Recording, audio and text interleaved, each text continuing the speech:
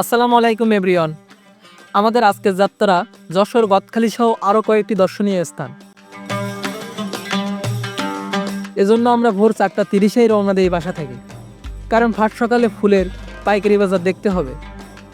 শহর তখনও ঘুমিয়ে, বাতাসে হালকা শীত আর কুয়াশার ছোঁয়া, সত্যি অন্যরকম এক অনুভূতি। আর রাস্তা ছিল একদম জনমানবহীন, তাই প্রায় 2.5 ঘন্টার জার্নি শেষে সকাল 7টার মধ্যেই আমরা পৌঁছে গেলাম গদখালি ফুল বাজারে। গাড়ি থেকে নামতেই দেখতে পেলাম বিভিন্ন ফুলের সমাহার। যশোরের জিকিরগাছা ও সরসা উপজেলার প্রায় 4 থেকে 5,000 বিঘা জমিতে বাণিজ্যিকভাবে ফুল চাষ হয়, যার কেন্দ্রবিন্দু হলো গদখালি বাজার। এই এলাকাটি বাংলাদেশের ফুলের রাজধানী হিসেবে পরিচিত। 1982 সাল থেকে এখানে বাণিজ্যিকভাবে ফুল চাষ শুরু হয়।